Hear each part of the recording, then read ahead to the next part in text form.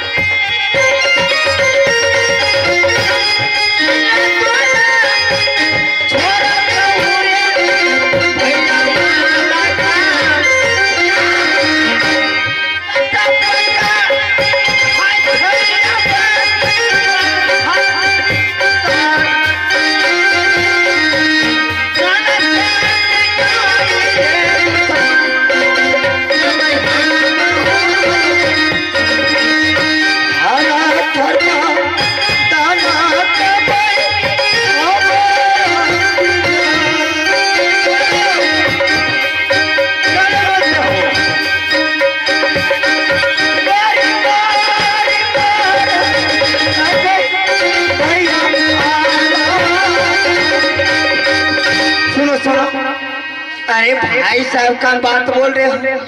भाई अल्लाह की बात बोल रहे हो? हाँ भाई साहब। क्या भाई अल्लाह तुम्हारे साथ यार? दुर्दशा क्या है? हाँ इसमें तो कोई कारण होगा। आओ मामा तूने लगा वो गाना के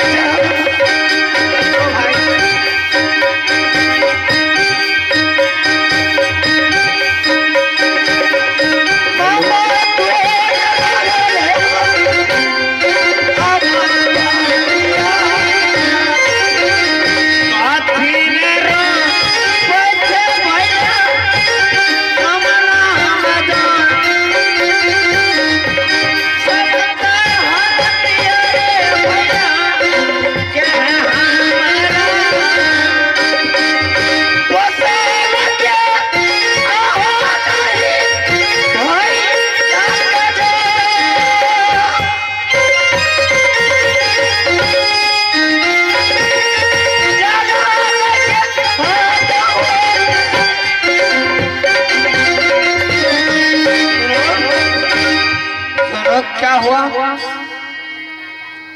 हेलो भाई साहब। हाँ हाँ हमने इंदर कुमार सिंह को मेला दिखाने के लिए ले गए थे। हाँ क्या गाजीपुर का भाई साहब ने इंदर कुमार सिंह को बांध दिया था दरवाजा पर। हाँ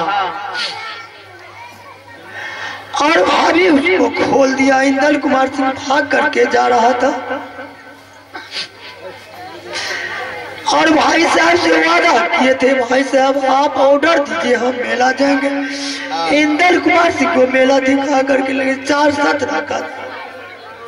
तब क्या हुआ न जाने इंदर कुमार सिंह मेला से तब से कहाँ चला गया। बाबू नहीं गया वह पता नहीं है। उस पर भाई साहब मारपीट किया है, जल्लाद के भेज दिया। ऐसा भाई साहब को नहीं करनी चाहिए। अरे 2 भाई में एक बेटा है, बेटा है तो कोई बात नहीं है, दोबारा बेटा पैदा हो सकता है, लेकिन 74 भाई संसार में मिलेगा।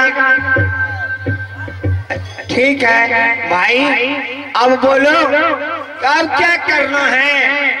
हम वहाँ से जल्लाद के हाथ किसी तरह से हाँ छुटकारा पाए। हाँ गुरु अमरनाथ के पास गए भाई साहब।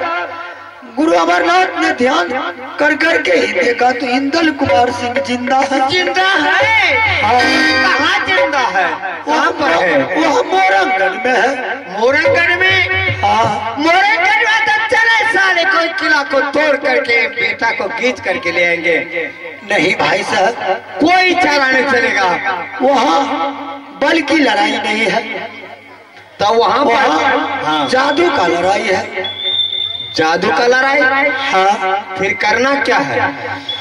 इंदल कुमार सिंह अभिनंदन सिंह का बचिया प्रेमा नाम की लड़की है, वही इंदल कुमार सिंह को तंबूक से चुरा करके ले गया।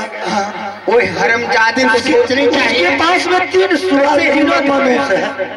3 सुगा है। हाँ, बीच वाला इंदल कुमार सिंह है। और गुरु अमरनाथ ने बोल दिया, गुरु चेला बन करके भिक्षा रटन करते ही मोरा गढ़ जाओ, तब तुमको इंदल कुमार सिंह प्राप्त हो सकता है। क्या जोगी बनना होगा? हाँ, कोई बात नहीं, मेरे पास में पोशाक है, भेष बदलने का, जोगी का पोशाक मैं लाता हूँ, तब तक यहाँ ठहरो। ठीक है? ऐसा और जोगी यारे बनाई बेटा रे गेली रे ए